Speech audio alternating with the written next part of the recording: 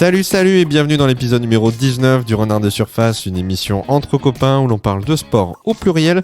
Je m'appelle Olivier, je suis ravi d'enregistrer aujourd'hui un épisode qui va, je l'espère, nous faire voyager. Alors la route sera belle, bien que particulièrement hostile et même accidentée, vous l'aurez peut-être déjà compris, cet épisode est entièrement dédié au Dakar et à son édition 2021. Pour m'accompagner, non pas au volant mais derrière son micro tout au long de l'épisode, c'est Paul qui est avec moi aujourd'hui. Bonjour Paul. Bonjour Olivier. Simplement, c'est grâce à toi qu'on se retrouve aujourd'hui pour parler du Dakar, parce que c'est une course, c'est une épreuve qui ne te laisse pas indifférent, mais tu vas peut-être m'en dire un peu plus. Ça remonte à quand pour toi, ton premier contact avec le Dakar ? Eh bien, je pense que ça remonte à moi tout petit, grâce à France Télévisions. Le Dakar moi je suis né en 89, mais on va dire dès 91, 92, 93, je pense, où je regardais un peu la télévision avec mon papa. Et on rêvait de moto et on regardait ces aventuriers parcourir l'Afrique à moto, en auto et en camion. Voilà. Parce que pour la faire courte, c'est vrai que toi, à la base, t'es un passionné de mécanique, de mécanique auto, moto. Je te vois toujours soit les mains dans un moteur, soit sur ta moto à droite à gauche.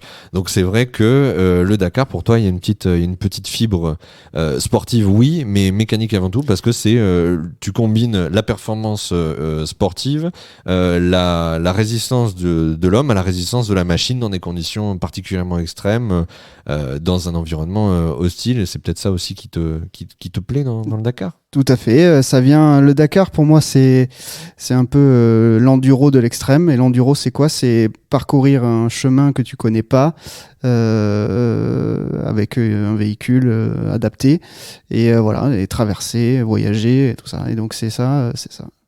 Écoute, on va rentrer directement dans le vif du sujet, mais avant de parler de l'édition 2021 du Dakar, de la survoler quand même légèrement, parce que on est aujourd'hui déjà à plusieurs jours de course, on est déjà bien avancé, donc c'est pas une émission preview qu'on fait là, on se parle juste de l'événement et de ce qu'il représente. Pour remonter un petit peu aux origines du Dakar, donc c'est une course qui est menée, en tout cas qui est construite de toutes pièces par Thierry Sabine en 1978. À la base, ça vient de l'inspiration d'une course qui ferait découvrir le désert du Sahel au monde entier et aux passionnés de sport mécanique et motorisé.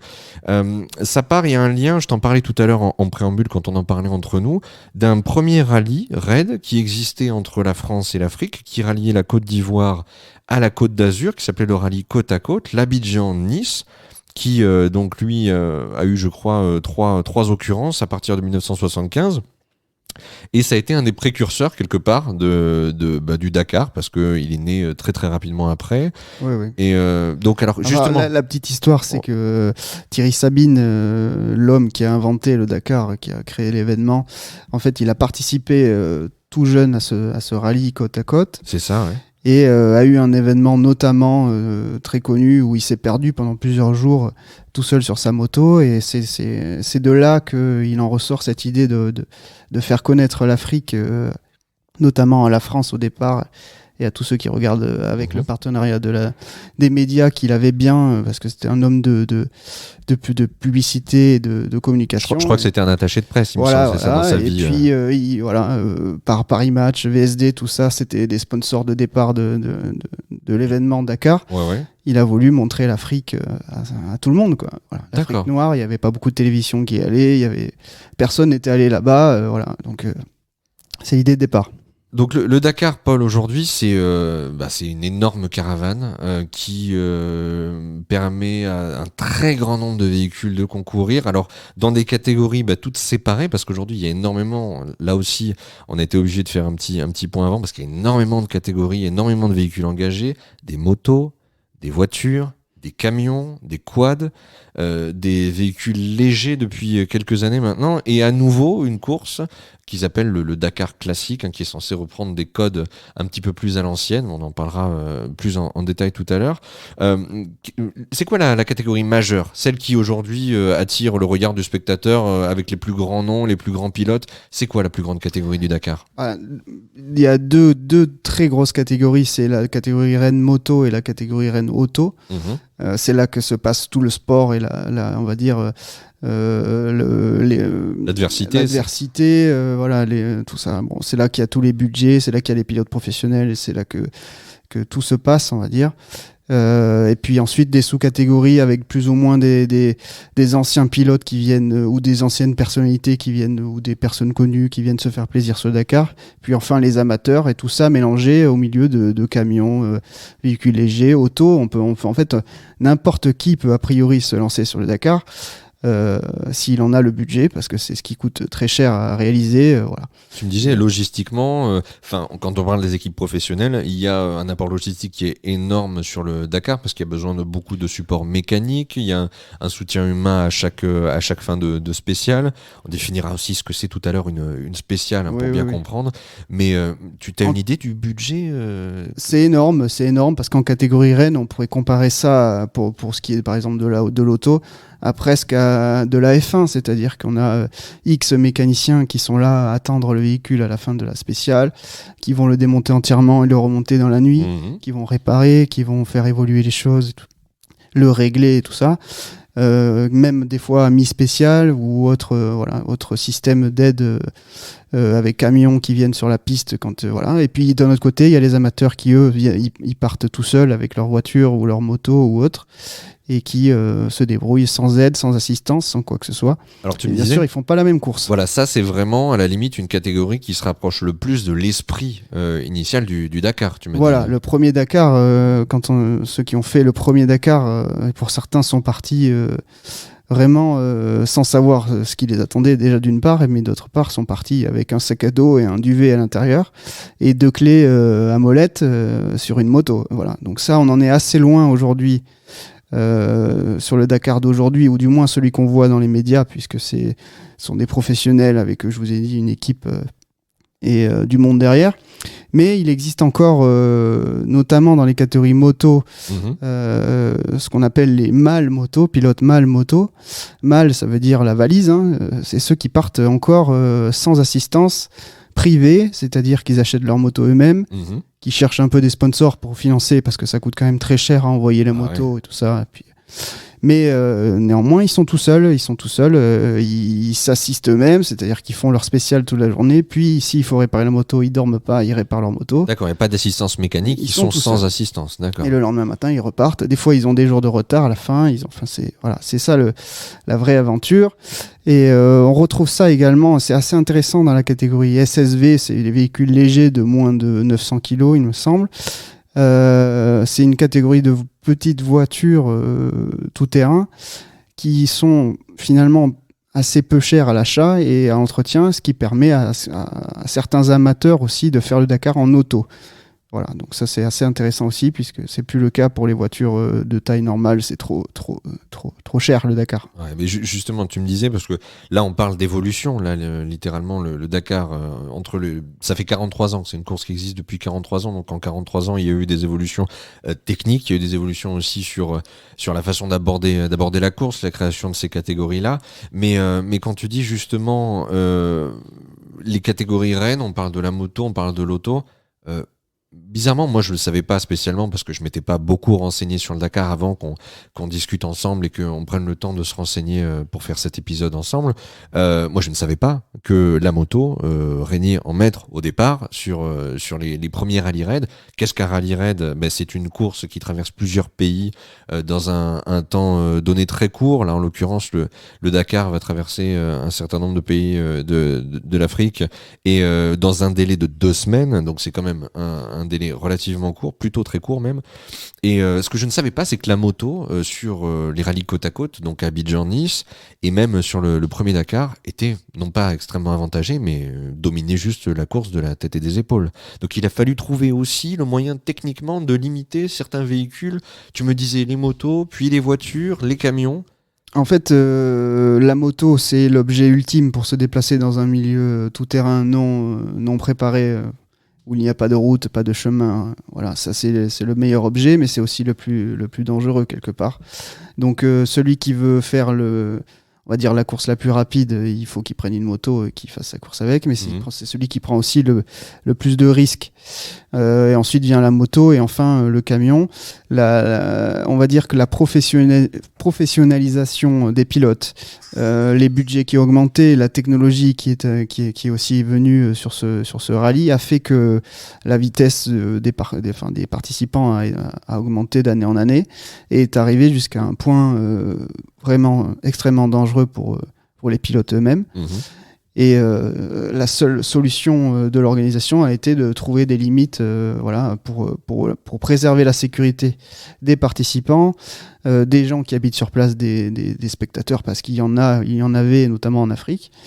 Et voilà, donc on a des règles avec des limites de vitesse limite de vitesse maximale. On a des règles aussi très strictes sur les passages de villages, croisements de routes, parce que savoir que le Dakar, il traverse des pays, mais il traverse aussi des routes. On le voit pas beaucoup dans les médias, mais il traverse des villages, il traverse des routes, bien sûr. C'est vrai qu'on a tendance à le voir dans des grands espaces, voilà, généralement on nous montre accidentés. Les grands espaces, mais il y a aussi les liaisons, mais souvent les accidents interviennent dans les liaisons, parce que c'est là où il y a la circulation, parce que c'est vrai que les spéciales, elles sont plutôt sur des terrains très retirés où il y a personne, ça c'est sûr. Et donc aujourd'hui, oui, les motos sont limitées, les cylindrées sont limitées aussi, c'est-à-dire que la taille du moteur a été limitée. C'est pas le cas sur les autos, mais la vitesse est limitée, et c'est pas le cas sur les camions où seulement la vitesse aussi est limitée. Voilà. Donc c'est la solution. Cette année, de nouvelles règles encore pour les motos très importantes avec le gilet airbag. On va voir, on espère qu'il y aura pas de mort cette année. Parce que c'est vrai que quand on chute à 150 km/h... à moto sans carrosserie, généralement, ça pardonne pas. Ça pardonne pas, même si il y en a qui s'en sortent, mais voilà. Donc, je pense à ça, on parlait tout à l'heure de Adrien Van Beveren, qui est un coureur français en moto, qui a chuté lourdement l'année dernière, qui est revenu pour cette année, et qui avait chuté, je crois, l'année d'avant aussi. C'est quand même, il faut le rappeler, c'est certes ça reste un sport extrême, ça reste des conditions de course qui sont très compliquées, et même quand on est un habitué, même quand on est professionnel, on s'expose quand même on met sa vie en danger, de surcroît en moto quand on n'a pas de carrosserie. Oui, il y a eu des top pilotes qui sont morts sur le Dakar pendant la course. Donc ça, qui étaient classés dans le top 10, ça c'est arrivé. Et il y arrive aussi des accidents sur les autres participants, plus ou moins amateurs, bien sûr. C'est comme toute épreuve sportive. Mais voilà, donc Van Beveren, c'était un espoir français qui est très bon dans le sable et dans le pilotage de la moto. Sur le sable, ce qui est un avantage pour le Dakar, parce que c'est, on va dire, un tiers de la surface qui est parcourue.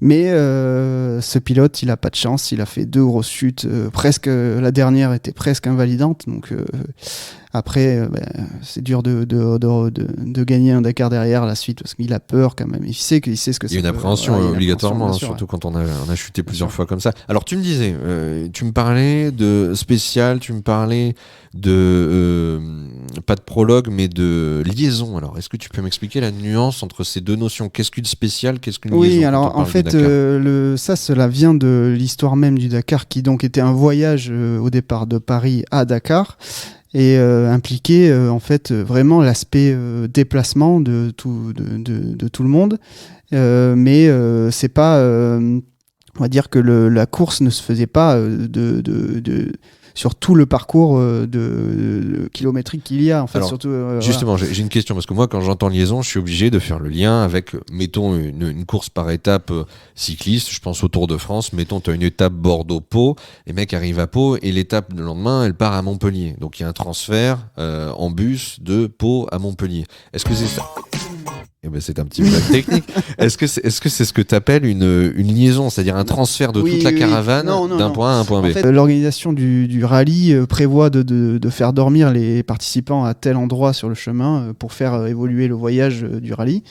Et sur ces distances qui sont entre 2 bivouacs, il y a une partie chronométrée qui s'appelle la spéciale, sur laquelle ils concourent, ils sont chronométrés.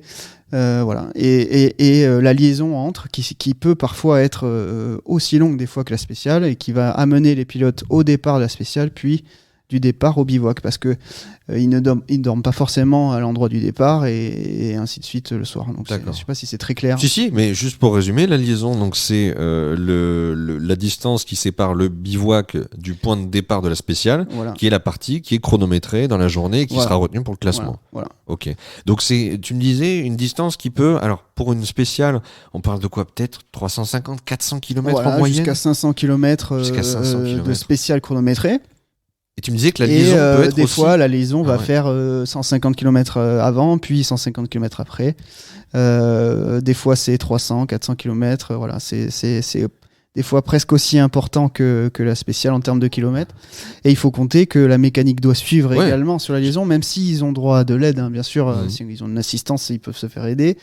Mais voilà, donc la liaison, c'est important aussi. Il ne faut pas se faire mal. Des fois, il y a des accidents sur les liaisons. Et te dire, c'est éprouvant pour les organismes et pour la mécanisme, comme tu le disais, avec la longueur de ces parcours-là. Et par exemple, anecdote intéressante de cette année, toujours pour ralentir les pilotes moto du top 10, le top 20, des top teams, cette année, les pilotes moto ont droit à seulement 6 pneus pour parcourir l'ensemble du Dakar. Ce qui est une révolution, puisque dans les écuries professionnelles, normalement, on change les pneus presque 2 fois par jour. D'accord. Parce que c'est quelque chose qui s'use très vite, et ce qui permet de rouler le plus vite possible, c'est d'avoir un pneu neuf. Voilà, un peu comme un F1 ou dans d'autres catégories.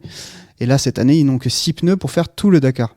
Ça veut dire il va forcément y avoir des abandons, c'est obligatoire. Donc, c'est un peu la deuxième semaine de ce Dakar va être très intéressante de ce point-là, parce que on sait que des pneus, ils en auront pas assez pour terminer le Dakar, et notamment pour les liaisons aussi, puisque quand vous avez 300 km de liaison, dont 150 sur la route avec des pneus à crampons, qu'est-ce qui se passe ? Vous les usez et ils sont terminés. Donc, les professionnels, ils savent, ils vont jouer avec des pneus anciens pour ils vont changer les roues avant le départ, mais toujours dans ces 6 pneus-là. Donc, c'est quand même très intéressant. Et on va dire que le Dakar où on mettait la poignée en grand du début de la spéciale à la fin, pendant les 2 semaines, c'est potentiellement fini, puisque c'est pas possible de faire le Dakar avec 6 pneus en roulant à fond. D'accord. Pas possible.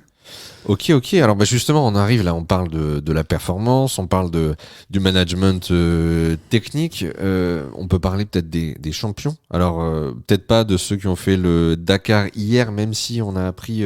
Alors c'est contextuel. Hein, là aujourd'hui, on enregistre. Il se trouve qu'il y a quelques minutes, en regardant le téléphone. Ouais, Hubert Auriol qui est décédé aujourd'hui. Enfin, on a appris aujourd'hui qu'il était décédé.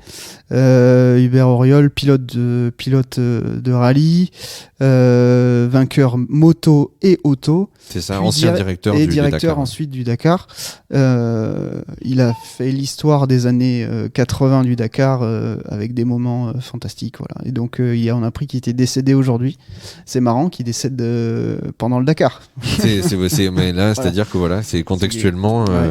ça tombe voilà, ça tombe là, quoi. Au mauvais moment, si on peut dire. Alors après, voilà, la course pourra lui rendre hommage, c'est sûr. Oui, c'est sûr. En regardant rapidement les stats, je vois, oui, il est le premier à le remporter à la fois en moto, en 81 et en auto en 80 et en auto en 92. Il le fait 2 fois en moto, il le remporte 2 fois en 80 et 83 et il le gagne en auto en 92. Donc oui, forcément un grand nom du Dakar. Si on doit parler aujourd'hui de champion, moi même en étant pas du tout un initié, j'ai déjà entendu parler d'un mec, c'est Stéphane Peter Hansel. Alors c'est quelqu'un qui, tu vas nous en parler peut-être mieux et même rapidement, mais qui à la fois a brillé à moto et qui maintenant truste le classement général en auto. Ouais. Stéphane Peter Hansel, c'est celui qu'on appelle Monsieur Dakar. Donc c'est celui qui a le plus de titres de Dakar encore aujourd'hui. Hein. Il en a, je crois, 7 à moto et 6 ça fait 13. Donc 7 et 6 en auto, je crois. D'accord. Donc voilà. Il vient de l'enduro au départ, de la moto. Il gagne le Dakar donc plusieurs fois. Il a fait plein d'années en moto. Puis ensuite, il passe à l'auto comme souvent. Hein, parce que quand on vieillit, il faut quand même une condition physique très, très, très bonne pour le faire à moto. Et quand on veut continuer à performer, on passe à l'auto, ce qui est plus confortable. Et avec l'expérience qu'il a, voilà, ça continue de gagner. C'est un homme qui paraît très sympathique et très humble. En plus, c'est un plaisir à regarder. Voilà. Je vais te dire, à contrario, quand on en a parlé vite fait là juste avant, j'ai parlé de quelqu'un, mais qui lui te semble moins sympathique et moins humble si t'as. Oui, alors bon, c'est vrai que on parle de Sébastien Loeb qui en ce moment essaye, enfin un retour encore sur le Dakar. Bon, lui, on sait tout son don au volant d'une voiture, En notamment WRC, en ouais. WRC. Mais c'est pas simplement ça le Dakar, hein. Il faut pas seulement savoir bien piloter une voiture, il faut avoir un bon copilote avec qui on s'entend bien, mais bon, il en a un bon aussi pour le WRC, mais c'est pas les mêmes notes, hein, donc c'est pas les mêmes pistes. Et puis il y a tout l'aspect long terme, les kilomètres, voilà, préserver la machine, l'aspect stratégique qui est très important sur le Dakar et que Sébastien Loeb n'a pas encore trouvé ou n'a pas réussi, plus les ennuis mécaniques. Voilà, Il a crevé 3 fois dès la première ou la deuxième étape. Ouais. Oui, c'est pas la première fois qu'il fait le Dakar et puis jusqu'ici il a cassé, il a crevé, il a fait voilà, il a pas encore trouvé le rythme qu'il faut.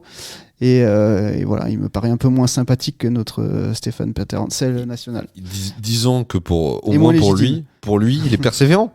Si on doit dire une chose. Oui. Il est persévérant, il y revient. Oui. Ouais. Mais alors, au-delà de la dimension voilà, des champions, on va pas tous les nommer là, c'est deux noms connus qui parlent forcément à tout le monde. Mais il y avait autour du Dakar, par le passé, peut-être moins aujourd'hui, une dimension un peu people. Parce que beaucoup de gens, soit le Gotha, soit issus de la société publique, soit des artistes, soit même des, des sportifs. Je pense à Luc Alphand, des sportifs dans d'autres catégories, qui sont venus s'essayer, et pas que s'essayer, parce qu'ils sont venus à plusieurs reprises.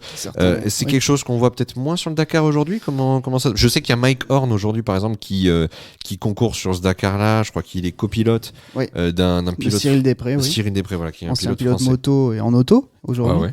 Ouais. Oui, il y a eu, mais c'était plutôt pendant les années Afrique que ça se passait. Ça, c'était l'idée d'aller voyager et de découvrir l'Afrique. On envoyait, ça faisait rêver un peu tout le monde. Et puis on s'achetait une voiture et on partait faire le Paris-Dakar. Voilà. Donc c'est de moins en moins le cas. Pour les people, on va dire, parce que ça devient voilà. Mais aujourd'hui, oui, il y a Mike Horn sur un projet un peu écolo à terme 2023, disons que faire un rallye raid avec un combustible propre pour 2023, c'est ce qu'ils essayent de faire. C'est ce qu'ils essayent de faire en ce moment, voilà. Mais bon. Ils prennent des mesures, ils prennent des données, Voilà, ils font une simulation, en fait, c'est ça. Oui,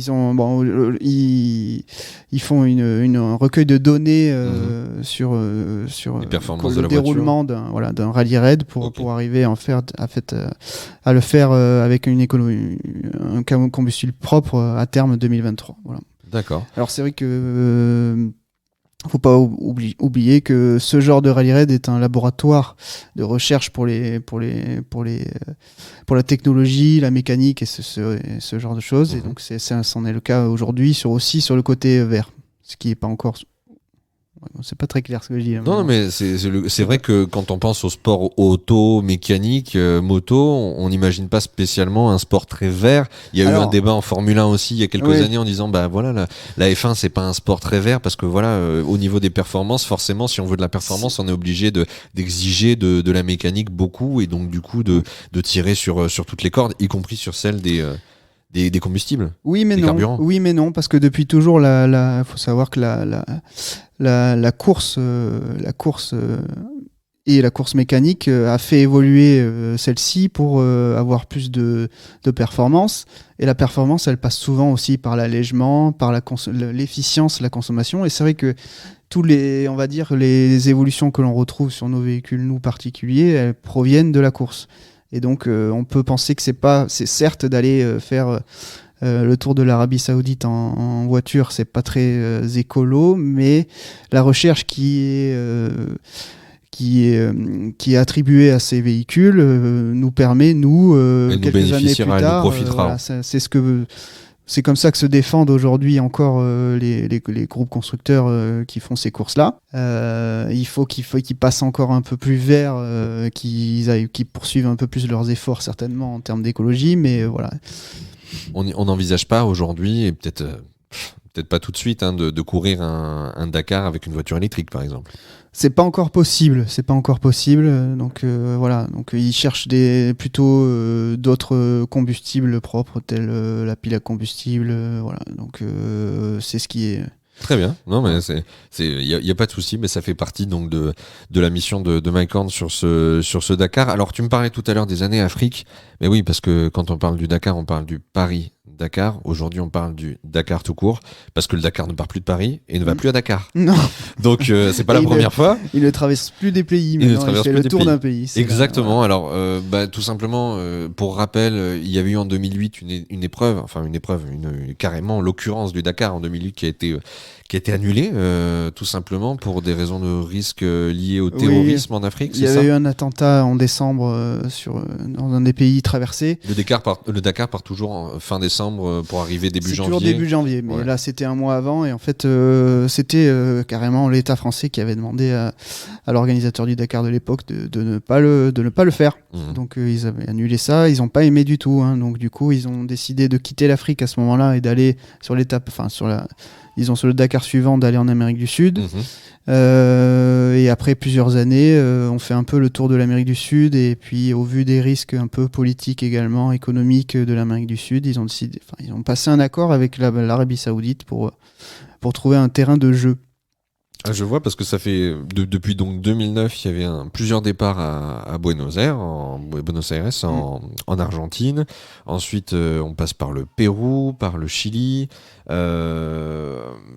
là, pour arriver finalement, depuis 2020 et 2021, à Jeddah, en Arabie Saoudite. Oui, alors ils ont passé un accord pour 5 ans pour que le Dakar se déroule pendant 5 ans. C'est long, 5 ans. 5 ans, c'est long. Vous voyez, ça fait 5 Dakar, 5 épisodes. Ouais.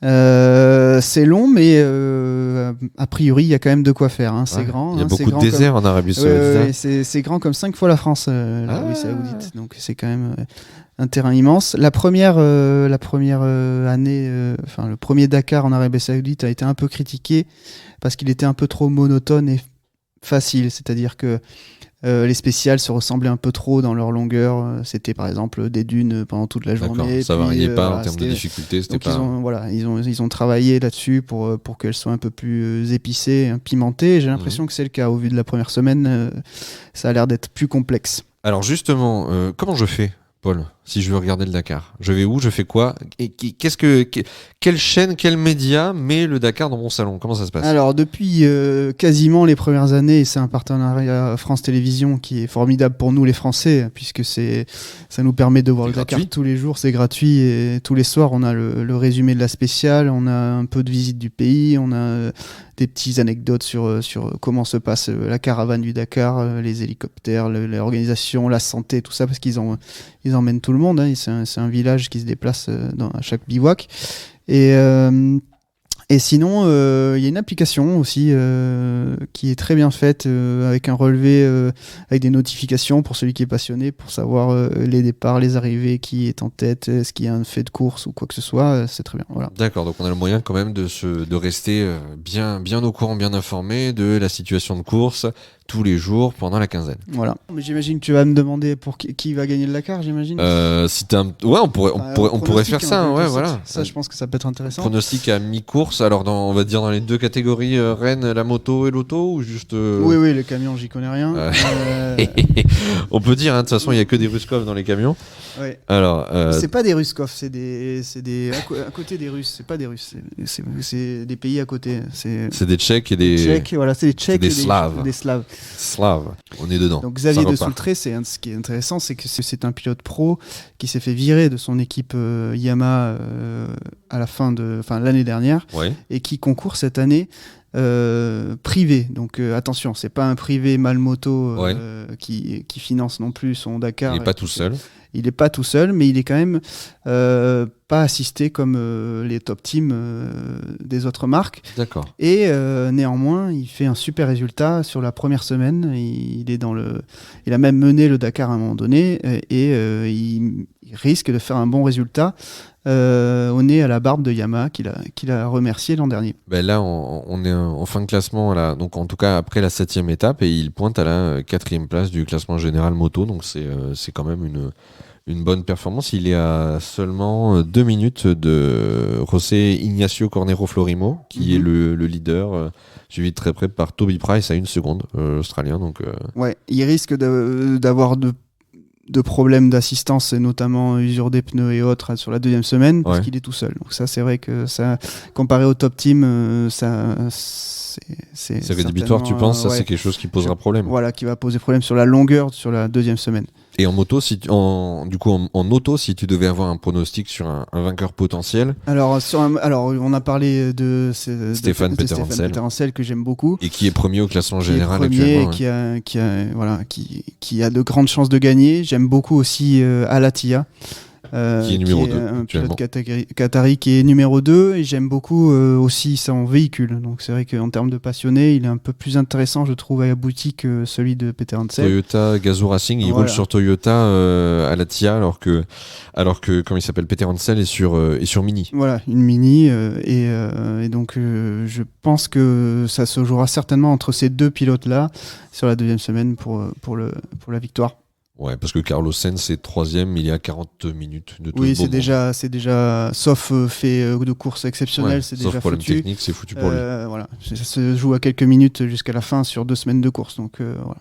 Ok, bah écoute, Paul, merci beaucoup d'avoir participé, d'avoir amené toute ta culture auto, moto, et en tout cas toute ta passion de l'épreuve que peut être une course comme le Dakar. Pour moi, c'était une découverte, parce que c'est vraiment les sports mécaniques, c'est pas quelque chose que je regarde à la base. Par contre, j'étais vraiment très intéressé de pouvoir en discuter avec toi tout à l'heure, et puis même tout au long de l'épisode, et puis de me documenter un petit peu aussi. Ça ne fait pas de mal. Alors, je le dis, pour Noël de l'année prochaine, s'il vous plaît, pas de livre sur le Dakar, parce que je t'explique que j'ai eu un énorme bouquin sur le Vendée Globe, donc je suis en train de le lire. C'est un truc absolument énorme, et on m'a aussi offert le récap du Tour de France de cette année. Donc je suis un escroc, hein. Ne croyez pas que j'adore le sport, tout ça c'est juste en surface. Moi je peux pas les blairer, ces gens. Non, en vrai c'est super de pouvoir justement se documenter aussi sur une épreuve sportive telle que le Dakar. Moi j'y étais complètement étranger, et je te remercie, parce qu'avec ton expérience, ton petit vécu, et puis la petite saveur que ça a en toi, ton souvenir d'enfant devant ta télé, c'est hyper enrichissant de pouvoir en discuter avec toi. Ouais. Est-ce que tu veux le mot de la fin? Non, je déconne. Non, je sais que tu le veux pas, le mot de la fin. Non, mais pour le faire juste un petit parallèle avec le Vendée Globe, ouais. Y a un truc qui est assez marrant, c'est que quand les pilotes traversent une mer de dunes, certains sont obligés de prendre des cachets anti-mal de mer, tellement ça ressemble à la mer. Tellement ça secoue. Ouais, tellement ça secoue pendant des heures. Donc voilà, c'est la petite anecdote mer. Et puis, il faut savoir que les dunes se forment avec le vent. Et il y a le sens du vent qui est très important, pour savoir si on va remonter ou descendre le vent pour franchir des dunes. Eh bien écoute, dans ce cas-là, moi je dis juste un truc, c'est peut-être un appel à l'année prochaine. L'année prochaine, il n'y a pas de Vendée Globe. Peut-être Jean Le Cam sera-t-il sur le Dakar. Oui. On verra, hein, voilà, hein, dans les mers de dunes. Pourquoi pas. On verra bien. Mais écoute Paul, en tout cas, merci à toi pour ta participation à l'épisode. C'était vraiment super de t'avoir avec moi. Je te remercie, et puis surtout, je vous dis à tous à très bientôt, hein, sur le Renard de Surface. À bientôt. Ciao.